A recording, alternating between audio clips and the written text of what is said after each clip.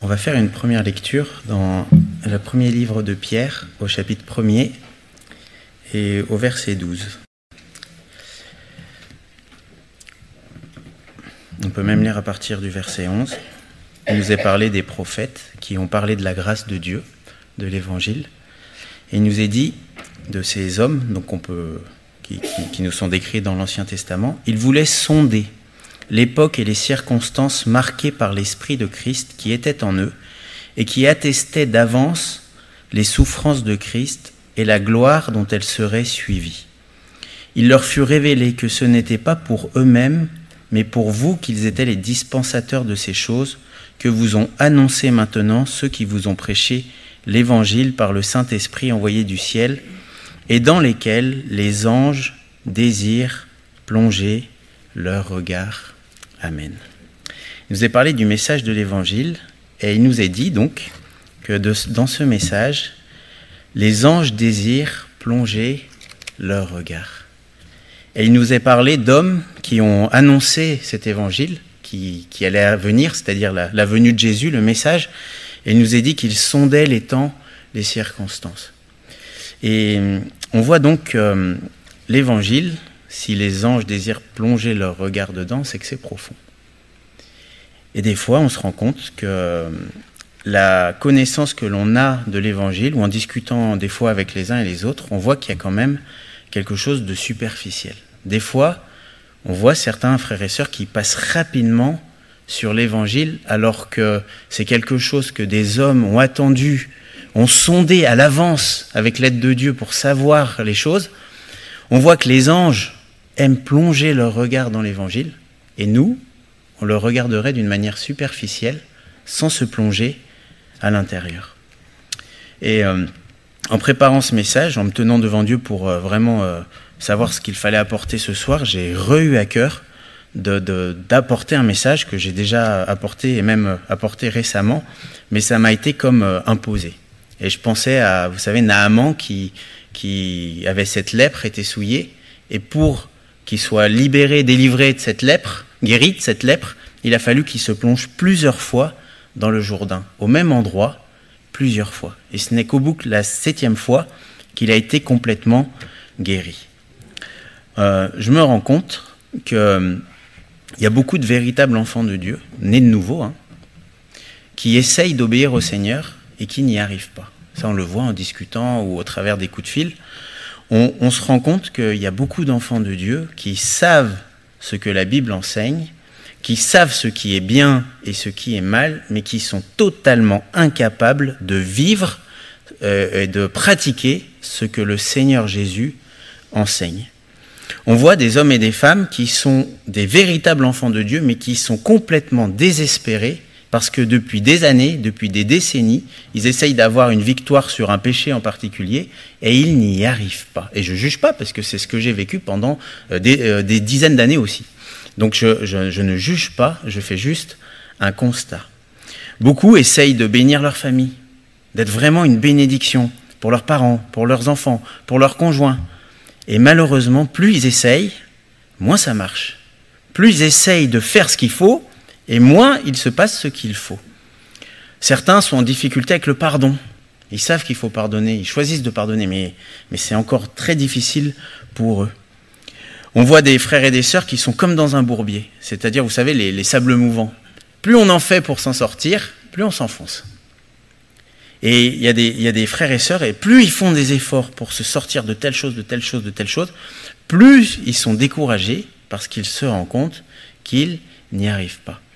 Quand Paul il parle des enfants de Dieu, il va dire dans Éphésiens au chapitre 2, verset 6, en parlant d'un homme qui est né de nouveau, il dit « Il nous a ressuscités ensemble et nous a fait asseoir ensemble dans les lieux célestes en Jésus-Christ. » Un chrétien, spirituellement, c'est quelqu'un qui est assis dans les lieux célestes en Jésus-Christ. Et pourtant,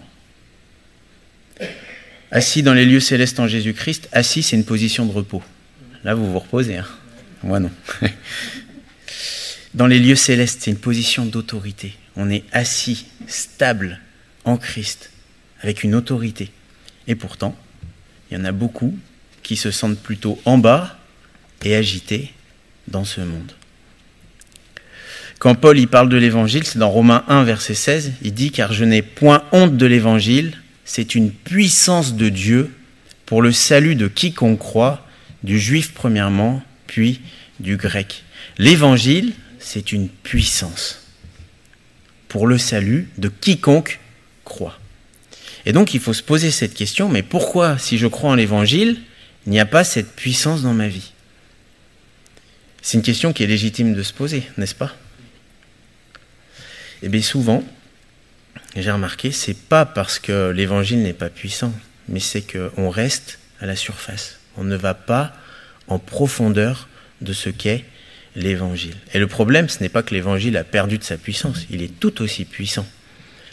Le problème, c'est que peut-être que je passe à côté de ce qu'est réellement l'évangile. Je ne dis pas que je n'ai pas compris ce que c'est que l'évangile, mais peut-être que je n'ai pas tout compris ce qu'est l'évangile. Et si ma manière de vivre, c'est celle que j'ai décrite tout à l'heure, alors certainement, c'est qu'il y a quelque chose que je n'ai pas compris, et ma manière de vivre, c'en est une preuve.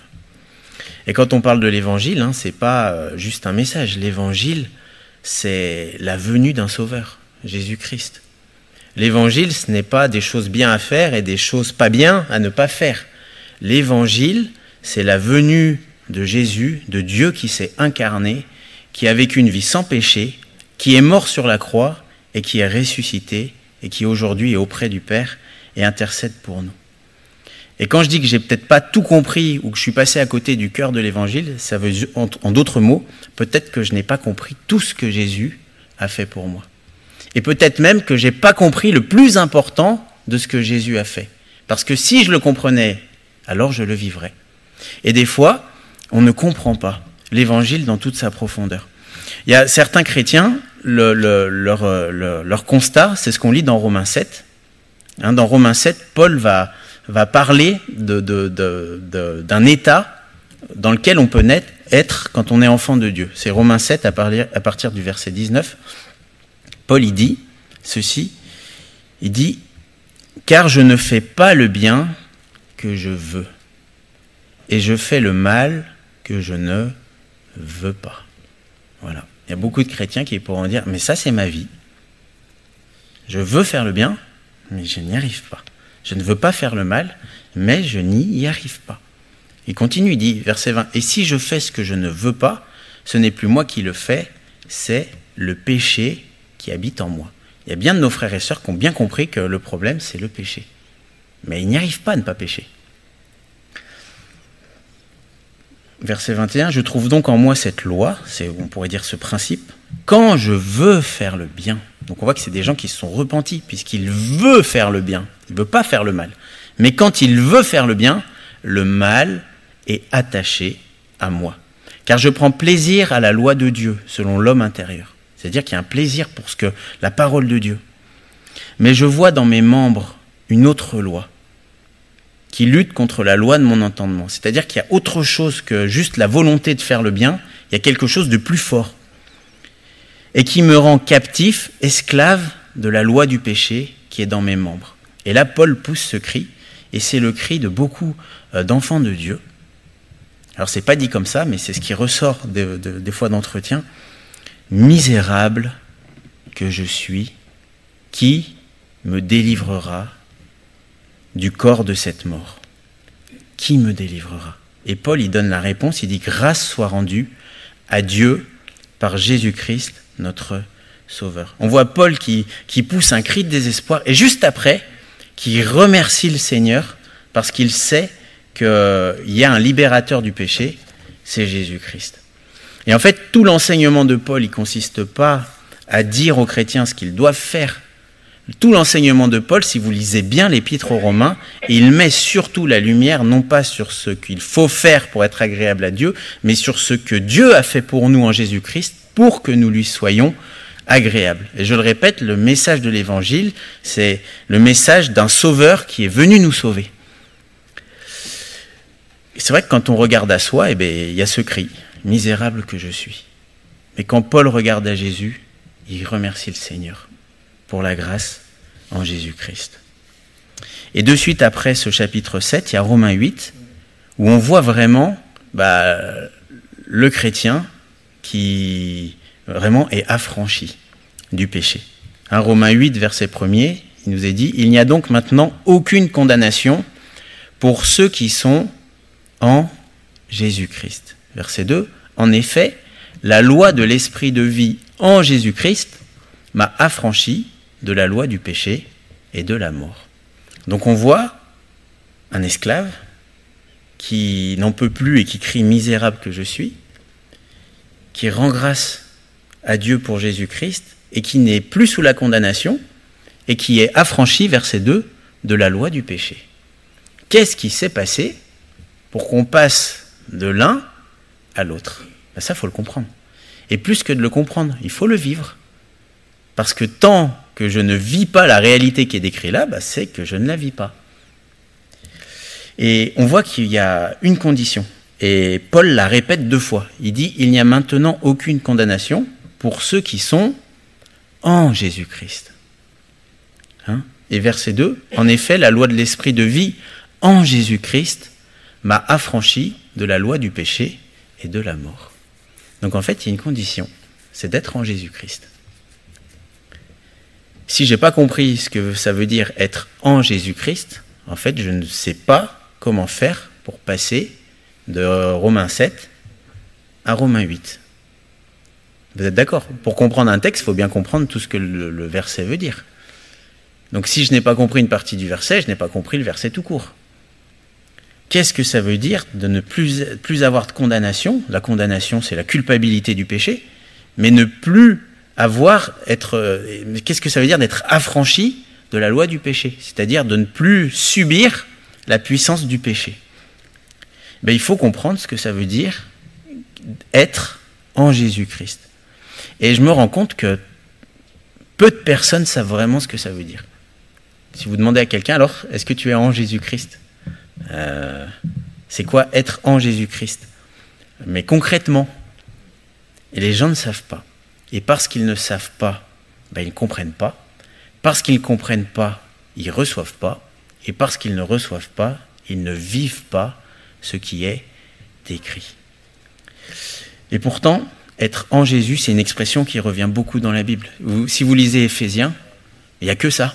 En lui, en lui, en lui, en Jésus-Christ. Éphésiens chapitre 1er, verset 1er, ça commence comme ça. Paul, apôtre de Jésus-Christ, par la volonté de Dieu, aux saints qui sont à Éphèse et aux fidèles en Jésus-Christ.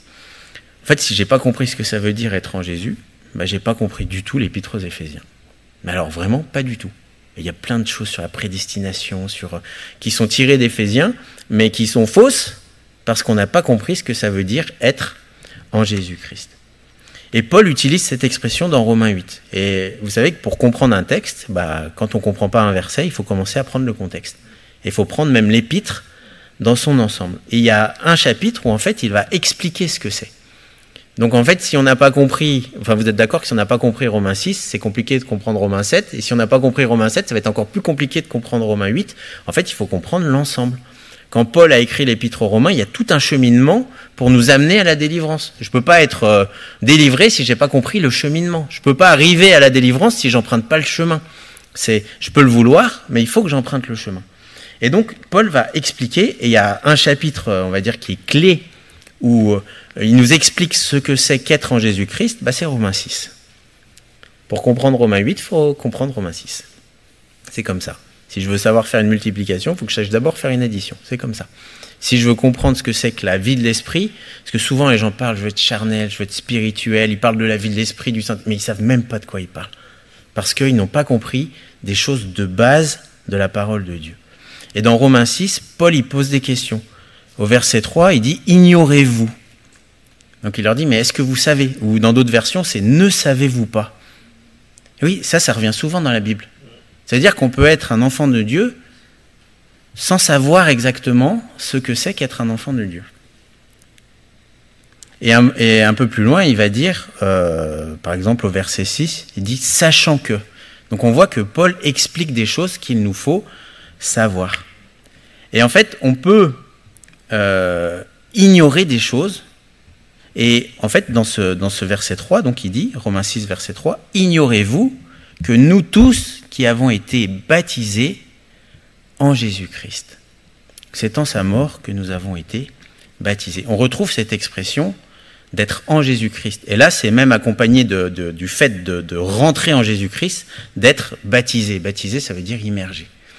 Donc il dit, est-ce que vous tous qui avez été plongés en Jésus-Christ, vous ne savez pas que? En d'autres mots, c'est ce qu'il explique. Et c'est vrai que je ne peux pas tout savoir. Alors ça veut dire quoi, être en Jésus-Christ? Alors je ne vais pas refaire toute l'explication. Vous pouvez réécouter la prédication sur c'est quoi la communion, la véritable communion avec Dieu, sur les cèpes et les sarments, ou c'est quoi être dans le corps de Christ, en Christ. Mais en gros, être en Jésus-Christ, c'est être né de nouveau. C'est ça que ça veut dire. C'est avoir été arraché au monde et plongé en Christ. On est en lui, et parce qu'on est en lui, eh bien, il vient en nous, hein, comme des sarments sur un cep. Le sarment, il est dans la vigne, et parce qu'il est dans la vigne, attaché au cep, la vie de la vigne va couler en lui. C'est ça la communion. Bon, mais on ne va pas le réexpliquer. C'est la nouvelle naissance. Et cette nouvelle naissance, comment on la reçoit? Eh bien, par la foi. Hein, dans Galates chapitre 3, verset 26, « Car vous êtes tous fils de Dieu, par la foi en Jésus-Christ. » Et il rajoute, « Vous tous qui avez été baptisés en Christ, vous avez revêtu Christ. » Donc comment est-ce qu'on est baptisé en Christ? Par la foi dans ce que Jésus il a fait. Donc voilà, je ne vais pas le redémontrer, mais c'est la nouvelle naissance. Mais ce n'est pas parce que je suis né de nouveau que ça veut dire que j'ai tout compris ce qu'est la nouvelle naissance. Vous comprenez? Ce n'est pas parce qu'un enfant il vient au monde qu'il comprend tout ce que cela va impliquer. Vous voyez, là, mon petit, il y a bientôt 2 ans, bon, il commence à comprendre des choses, mais il n'a pas tout compris. Hein. Je ne pense pas qu'il ait tout compris à la vie. Pourquoi? Parce qu'il est jeune. Mais il est vivant. Il n'a peut-être pas tout compris, mais il est vivant. Et ce n'est pas parce que je suis vivant que ça veut dire que je vais jouir de tout ce que la vie me donne. Vous voyez, Naël, il peut pas. Pourquoi? Parce que c'est un enfant. Et ce n'est pas parce que je suis réellement un enfant de Dieu que ça veut dire que je bénéficie de tout ce que le privilège d'être un enfant de Dieu me donne. Pourquoi? Parce que peut-être que je suis un enfant. Et dans la parole de Dieu, il est souvent parlé d'enfants en Christ et d'hommes spirituels en Christ.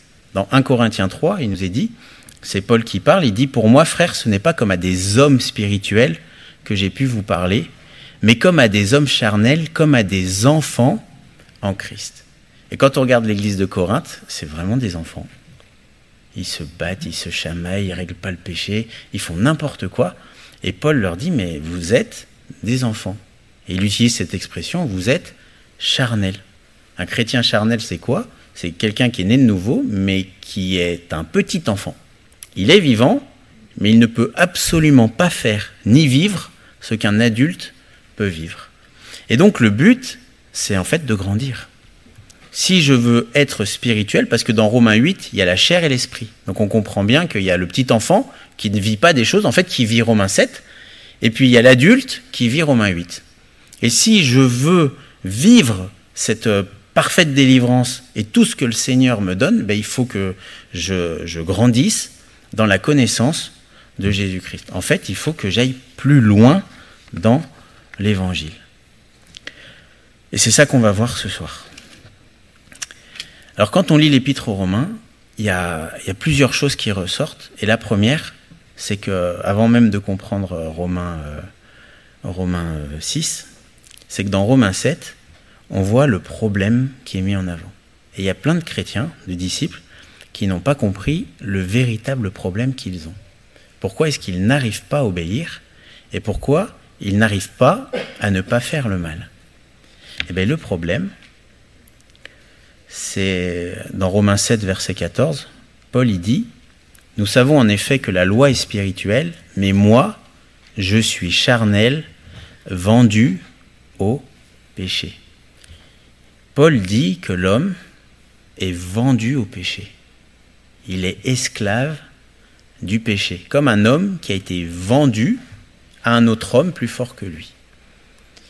Et en fait, l'Épître aux Romains, dans ses premiers chapitres et puis dans tout l'Épître, nous montre que l'homme est vendu au péché. En fait, le problème, c'est quoi? C'est que nous sommes esclaves de quelque chose qui est plus fort que nous. Et en fait, quand est-ce qu'on a été vendu au péché? Bon, faudrait remonter à l'origine. C'est quand Adam, il a péché. Et en fait, la Bible nous montre que le vrai problème de l'homme, c'est pas ce qu'il fait. Le vrai problème de l'homme, c'est son cœur. Le cœur de l'homme, il est mauvais. Et tout le début de l'Épître aux Romains démontre que tous les hommes ont péché et sont privés de la gloire de Dieu. Que ça soit le grec, que ça soit les juifs, tous sont enfermés dans le péché. Tous sont sous la domination du péché. Et le péché, il fait partie intégrante de notre nature parce qu'on l'hérite de nos parents qui l'ont hérité de du premier homme.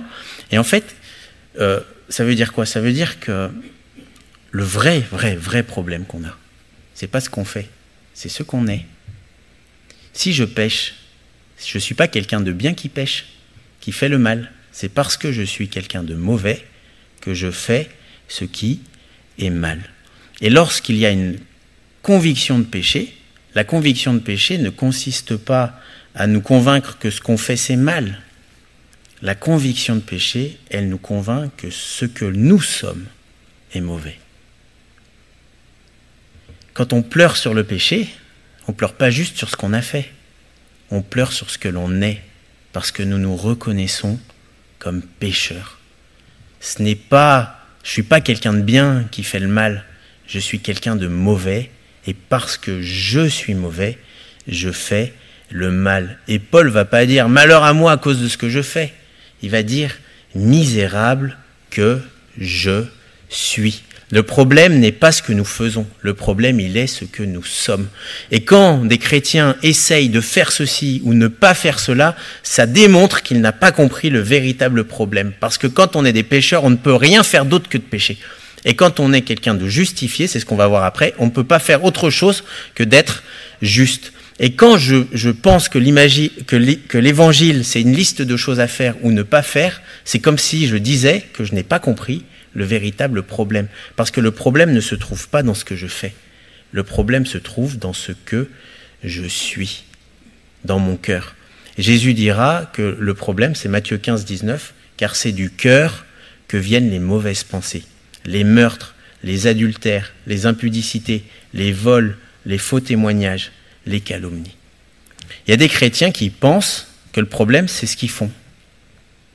Et forcément, ils essayent de régler un problème qui, en fait, n'est pas le vrai problème. Vous savez, vous pourriez tout savoir de ce qui est bien et tout savoir de ce qui est mal. C'est-à-dire augmenter votre connaissance du bien et du mal. Mais ce n'est pas ça qui fait que vous allez changer. Vous pourriez vous isoler le plus possible, être de moins en moins en contact avec les gens pour ne pas leur faire du mal. Mais votre cœur ne changerait pas quand même. Vous pourriez vous imposer la plus stricte des disciplines ou la plus raide des religions. Mais ça ne vous changera pas le cœur. Vous pourriez jeûner des jours et des jours et des jours et des jours et des jours, mais ça ne changera pas votre cœur. Vous pourriez, bon là je prends l'exemple extrême, mais vous arracher les yeux, les mains, les pieds, les oreilles, ça ne changerait pas votre cœur. Si je pense que je peux faire quelque chose de moi-même pour changer mon cœur, je me trompe. Parce que le problème n'est pas dans ce que je fais, c'est dans mon cœur. Et autant je peux améliorer des choses que je fais, autant mon cœur, je ne peux pas par moi-même le changer. Dans Jérémie 13, 23, c'est écrit « Un Éthiopien peut-il changer sa peau ?» Un léopard s'étache. Est-ce que vous avez vu un léopard être autre chose qu'un léopard? Ça n'existe pas. Pourquoi? Parce que c'est dans sa nature. Il est né comme ça et il ne peut pas être autre chose que ce qu'il est né. Il dit « De même, pourriez-vous faire le bien, vous qui êtes accoutumés à faire le mal ?» Est-ce qu'un pécheur peut-il faire le bien? Mais non, c'est pas possible. Je dois d'abord prendre conscience du problème. Le problème, c'est ma nature, c'est ce que je suis. Bon. Dans Romains 6, donc on retourne en arrière, on voit aussi un autre principe. C'est le seul moyen d'être libéré du péché. En fait, il n'y en a pas d'autre. C'est Romains 6, verset 7, c'est écrit « Car celui qui est mort est libre du péché. » Comment être libre? Faut mourir. Vous allez me dire, oulala, attendez, écoutez jusqu'au bout. Mais on voit dans la Bible qu'il n'y a aucun autre moyen d'être délivré du péché que la mort. Ça veut dire quoi? Ça veut dire que vous ne pouvez rien faire pour changer votre cœur. Absolument rien. la vieille nature, le vieil homme, cette nature qu'on a, elle est condamnée à mort. C'est-à-dire qu'on ne peut pas la récupérer, on ne peut pas l'améliorer, on ne peut pas se modifier soi-même pour faire le bien. Le seul moyen que le péché en nous cesse d'agir, c'est la mort. Et c'est pas la mort physique, parce que le problème c'est le cœur. Quelqu'un qui meurt physiquement, au contraire, ça scelle son état. Il est réservé aux hommes de mourir une seule fois, après quoi vient le jugement. Le problème c'est dans le cœur. C'est pas notre corps qui doit mourir, c'est le cœur qui doit mourir. Et le problème, c'est qu'on ne peut pas mourir par soi-même. Et dans Romains 7, Paul explique, il utilise une image. Il dit, Romains 7, verset 2, « Ainsi une femme mariée est liée par la loi à son mari tant qu'il est vivant. Mais si le mari meurt, elle est dégagée de la loi qui le liait à son mari. » Il utilise cette image d'une femme qui est mariée. Elle est liée par le mariage à son mari. Et comment est-ce qu'elle peut être déliée ? Comment est-ce qu'elle peut être libérée de son mari ? Pourquoi vous rigolez ? Comment est-ce qu'elle peut être libérée de ce lien ? Eh bien, c'est la mort. Non, mais vous comprenez l'image ? Romains 7 est lié à Romains 6. Paul est en train d'expliquer que pour cette femme, pour qu'elle soit dégagée du lien de son mari, il faut que le mari meure. Et dès qu'il est mort, elle est libre. Le seul moyen que nous soyons libérés de la puissance du péché, c'est que là où le péché réside, c'est-à-dire dans notre nature, il y ait la mort. C'est seulement la mort qui peut nous délivrer du péché. En fait, pour être libre, il faut mourir spirituellement. Et la question qu'il faut se poser, c'est comment je fais alors pour mourir spirituellement ? Est-ce que juste le fait de renoncer, c'est ça qui fait que je vais mourir spirituellement ? Non. En fait, c'est impossible. On ne peut pas changer ce que nous sommes. Si là je vous dis, allez-y, mourrez vous-même. Intérieurement, attention, pas physiquement. Allez, mourrez. Mourrez. Mais comment faire ? C'est comme demander à quelqu'un, vas-y, transforme-toi en un lion. Vas-y, Yannick, deviens un lion. Vas-y. Il pourra y mettre tous les efforts du monde. Il restera Yannick. Parce qu'on ne peut pas changer ça. C'est impossible. Et en fait, ce que je suis en train de dire, c'est que sans l'intervention de Jésus, il n'y a absolument aucune solution possible pour être délivré de notre péché. S'il n'y a pas de sauveur, il n'y a pas de salut. Et tant que je n'ai pas compris que je ne peux pas me sauver par moi-même, tant que je n'ai pas compris que je ne peux pas changer mon cœur par moi-même, tant que je n'ai pas compris que je ne peux pas vaincre le péché, parce que le péché, c'est pas quelque chose que je fais, c'est quelque chose que je suis, il est impossible de pouvoir être délivré.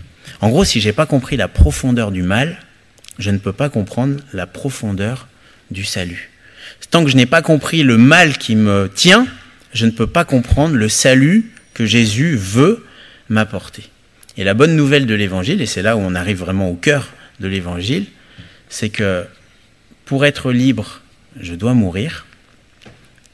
Mais la bonne nouvelle, c'est que Jésus l'a fait pour nous. Et cette mort dont j'ai besoin pour être libre du péché, cette mort que je dois vivre pour être affranchi du péché, Jésus l'a fait.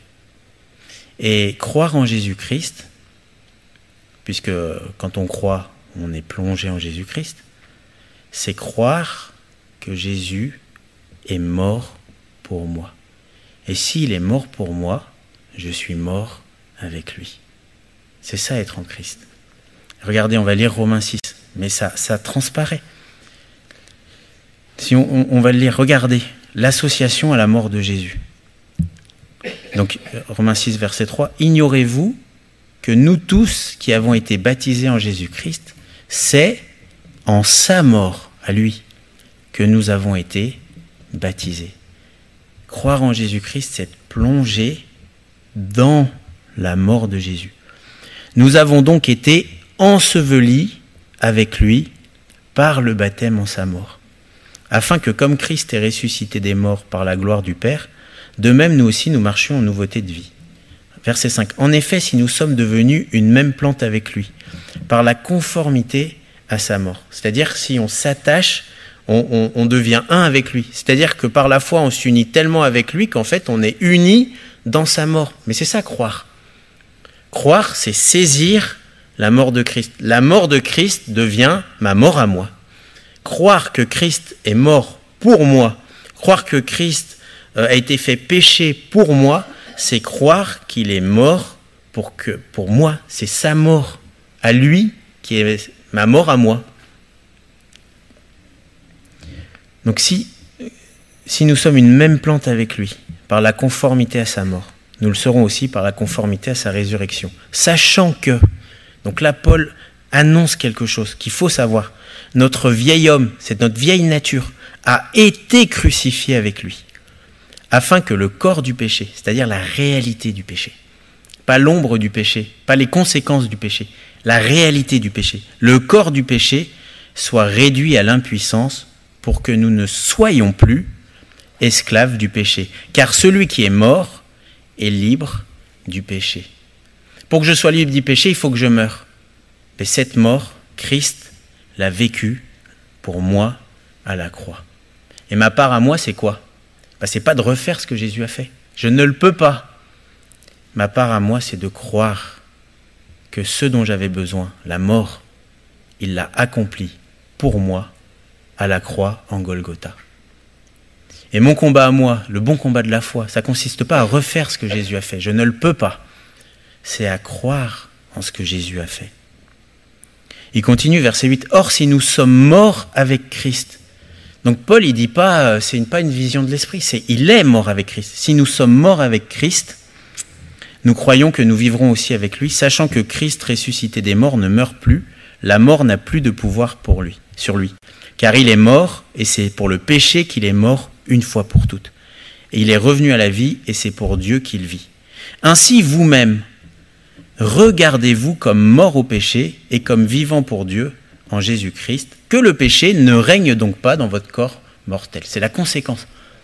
Donc comment est-ce que le péché ne règne pas dans ma vie ? Il faut que je saisisse par la foi que c'est Christ qui est mort pour moi. Ce dont j'ai besoin, ce n'est pas de faire ceci ou de faire cela, c'est d'abord de croire que Christ est mort pour moi. Et quand Paul parle, il en parle au passé. Ce n'est pas quelque chose qui doit se passer maintenant dans ma vie. C'est quelque chose qui s'est déjà passé. Et le message de l'Évangile, ce n'est pas le message et l'annonce d'une victoire à venir. C'est l'annonce d'une victoire qui a déjà été remportée. Et cette victoire se manifeste maintenant dans nos vies et se manifestera définitivement dans ce qu'on lit dans l'Apocalypse. La question est, est-ce que je crois ? Et croire, c'est quoi ? C'est pas dire oui, c'est vrai, c'est ça, c'est biblique. Non, croire, c'est prendre. Parce que c'est une chose que de croire, de savoir que Jésus est mort à la croix pour mes péchés, donc que je suis mort avec lui. C'en est une autre que de le saisir par la foi et de prendre cette réalité et de vivre en m'appuyant sur cette réalité. Quand Paul dit « regardez-vous comme mort au péché », ça veut dire quoi ? Ça veut dire « vivez, appuyez-vous, marchez en comptant sur le fait que vous êtes mort avec Jésus à la croix. » Et en marchant de cette manière-là, le péché ne régnera plus dans notre vie. Et souvent, on s'arrête là. Et je vais un peu pousser et continuer juste un petit peu. Si on s'arrête là, à la croix, à la mort de Jésus, en fait, il manque quelque chose. Parce que l'évangile de Jésus ne s'arrête pas à la mort. Il s'arrête à la résurrection. Et en fait, on voit dans ce passage qu'il y a systématiquement, avec la mort, la résurrection qui y est associée. Croire en Jésus-Christ, c'est pas juste croire qu'il est mort pour nous. C'est croire aussi qu'il est ressuscité pour Dieu. Et ça change quelque chose. Croire en tout ce que Jésus a fait, c'est croire que d'un côté il est mort, mais c'est croire aussi que 3 jours après, il est ressuscité. Et d'un côté, il y a la mort qui détruit le péché, qui détruit ma vieille nature, mais d'un côté, il y a aussi la résurrection. Et la résurrection, c'est le fait qu'en Christ, ma vieille nature meurt, mais en Christ, je reçois un esprit nouveau, un cœur nouveau, je ressuscite avec lui. Dans l'Évangile, il y a d'un côté la puissance de destruction sur le péché, mais dans l'Évangile, il y a aussi une puissance de vie qui m'est communiquée. Et les deux sont indissociables. L'Évangile, c'est pas Jésus qui meurt pour les péchés, et puis voilà. L'Évangile, c'est Jésus qui meurt pour les péchés et qui ressuscite pour Christ. Et les deux sont indissociables. Et si je crois juste en la mort de Jésus, mais que je ne crois pas en sa résurrection, Paul il va même jusqu'à dire que s'il n'y a pas de résurrection, notre foi, elle ne sert à rien. C'est dans 1 Corinthiens 15, verset 17, il dit « Et si Christ n'est pas ressuscité, votre foi est vaine, vous êtes encore dans vos péchés. » Mais là, c'est quelque chose de clair. Ça veut dire quoi? Ça veut dire que ma foi, elle ne doit pas se contenter de croire, de s'appuyer sur le fait que Jésus est mort. Ma foi doit s'appuyer aussi sur le fait que Jésus est ressuscité. Et être en Jésus-Christ, c'est croire que je suis mort avec lui, et c'est croire que je vis avec lui. C'est la vie de l'esprit. Parler de la vie de l'esprit, parler d'être spirituel, des hommes matures, c'est pas juste des gens qui s'auto-flagellent sur le péché, c'est des gens qui ont compris que le péché, il est détruit à la croix, mais qui ont aussi compris qu'en Jésus-Christ, ils sont ressuscités. Et si on relit Romains 6, on voit que c'est associé. Ignorez-vous que nous tous qui avons été baptisés en Jésus-Christ, c'est en sa mort que nous avons été baptisés. Nous avons donc été ensevelis par le baptême en sa mort, afin que comme Christ est ressuscité des morts par la gloire du Père, de même, nous aussi, nous marchions en nouveauté de vie, la mort, la vie. En effet, si nous sommes devenus une même plante avec lui par la conformité à sa mort, nous le serons aussi par la conformité à sa résurrection, la mort, la vie. Sachant que notre vieil homme a été crucifié avec lui, la mort, afin que le corps du péché soit réduit à l'impuissance, pour que nous ne soyons plus esclaves du péché, car celui qui est mort est libre du péché. Or, si nous sommes morts avec Christ, nous croyons que nous vivrons aussi avec lui. Sachant que Christ ressuscité des morts ne meurt plus, la mort n'a plus de pouvoir sur lui. On voit qu'on est associé dans sa mort par la foi, on est associé dans la vie par la foi. C'est ça être en Christ. Si je n'ai pas compris ça, je ne peux pas comprendre Romains 8. Mais je ne peux absolument pas comprendre Romains 8. Si je n'ai pas compris que je suis mort avec Christ, que c'est un fait, et que je vis avec Christ, et je suis ressuscité avec lui, c'est un fait. Si je n'ai pas compris cette réalité, je ne peux pas aller plus loin. Je suis bloqué à Romains 6 et je ne peux pas comprendre Romains 7, ni Romains 8. J'ai envie de vous poser la question, croyez-vous en l'Évangile ? Dans toute sa profondeur. Que oui, il y a le pardon des péchés, mais que oui, vous êtes mort avec lui, et que oui, vous êtes ressuscité avec lui. Et quand on prend le baptême, mais c'est cette image. Quand on plonge quelqu'un dans l'eau, c'est l'image qui meurt avec Christ. Et quand quelqu'un sort de l'eau, c'est l'image qui ressuscite avec Christ. Le baptême d'eau, c'est ni plus ni moins qu'une image physique de cette réalité qui est spirituelle. Alors concrètement, ça veut dire quoi? Soyons concrets, parce que là, jusque-là, tout le monde va dire oui. Bon. Quelqu'un pourrait se dire, d'accord, moi je suis d'accord avec ça. J'accepte cette vérité. Alors pourquoi je ne le vois pas? Il y en a certains qui vont se dire, oui, mais ça, je l'ai déjà entendu. Et puis à chaque fois que je l'ai entendu, j'étais d'accord. Puis effectivement, j'ai saisi ça, et puis effectivement, il y a eu quelque chose qui s'est passé, j'étais moins charnel, plus spirituel, mais bon, je suis redevenu ce que j'étais. Il y a quelqu'un qui va se dire, oui, je suis d'accord, je suis mort avec Jésus, je suis ressuscité avec lui, mais bon, tout à l'heure, quand mon fils va mal me parler, je vais me mettre en colère. Quand mon mari va me manquer de respect, je vais m'énerver, je vais retoquer, je vais piquer. Il va me taper sur la joue droite, je vais le taper sur la joue droite, je ne vais pas tendre la gauche. C'est pas Christ qui vit en moi, c'est moi qui vis. Il y a quelqu'un qui va dire, oui, mais moi, je suis d'accord, mais quand je vais te tenter tout à l'heure, je fais comme d'habitude, je vais résister un petit peu, puis après, je vais céder. Ou un autre va se dire, oui, d'accord, je suis d'accord avec ça, mais quand la colère va me monter au nez, à un moment, je vais devenir violent. La chair, le vieil homme. Oui, mais écoutez, si je parle comme ça, je ne marche pas par la foi.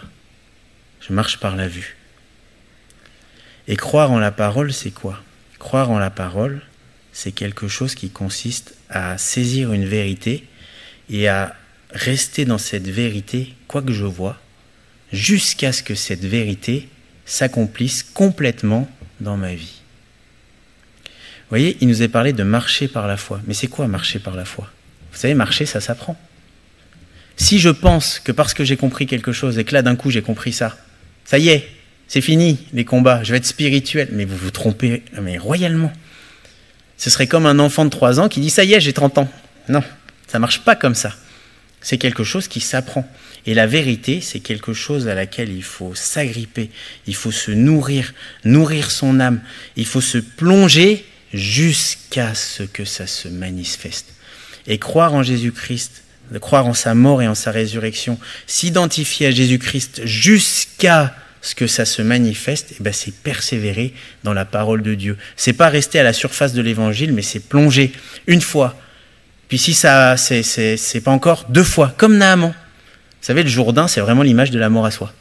De la mort et de la résurrection. Il y avait les pierres qui étaient plongées dedans, les pierres qui étaient sorties du Jourdain. Bon, c'est tout un enseignement, mais le Jourdain, c'est vraiment l'image de la mort et de la résurrection. Eh bien, Naaman, il s'y est plongé 7 fois.